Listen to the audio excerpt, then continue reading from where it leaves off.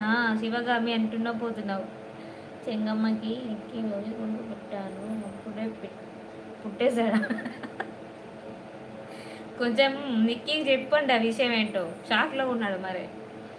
Nikki morning లైవ్కి రాలే by.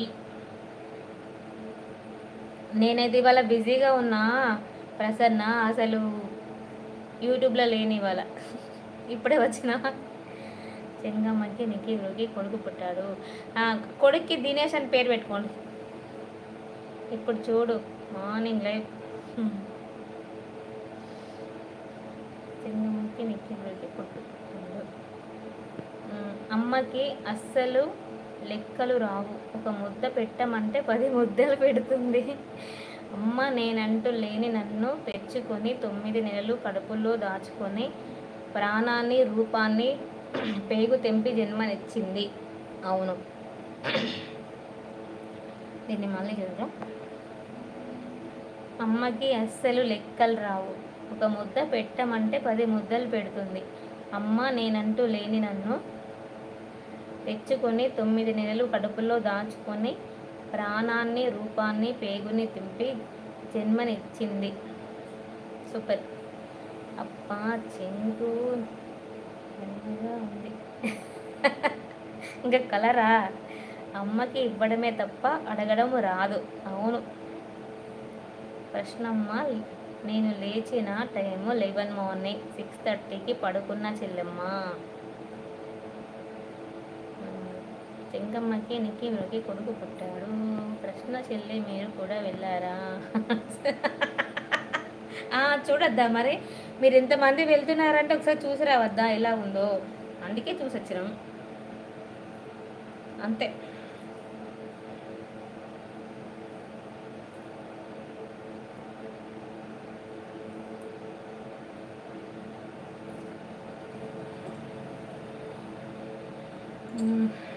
దోమలు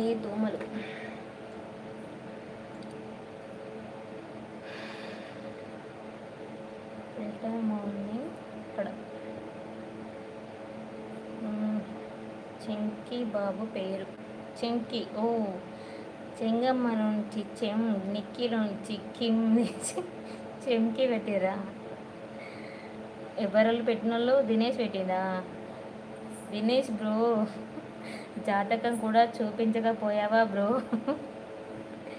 అమ్మకి రేపటి గురించి ఆలోచన లేదు, ఎంత ఆత్రమో తన సర్వం పిల్లలకి పంచేయాలని. పాపం అప్పుడు తెలియదుగా తనకి పంచుకోవడానికి పిల్లలు పంచాయతీలు పెడతారని. అవు కరెక్ట్. అమ్మకి రేపటి గురించి ఆలోచన లేదు, ఎంత ఆత్రమో తన సర్వం పిల్లలకి పంచేయాలని. పాపం అప్పుడు తెలియదుగా తనని పంచుకోవడానికి పిల్లలు పంచాయతీలు పెడతారని.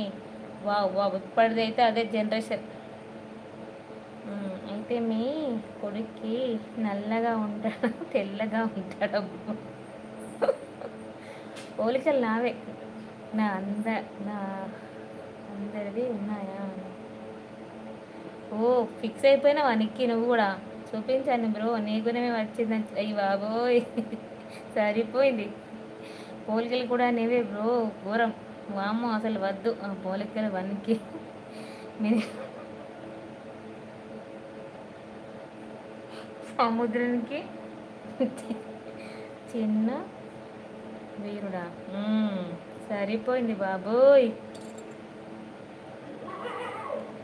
సముద్ర వీరుడికి చిన్న వీరుడట.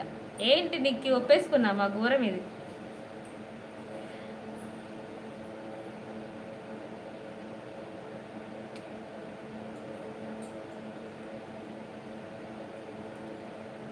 సముద్ర చిన్న వీరుడు వచ్చాడు.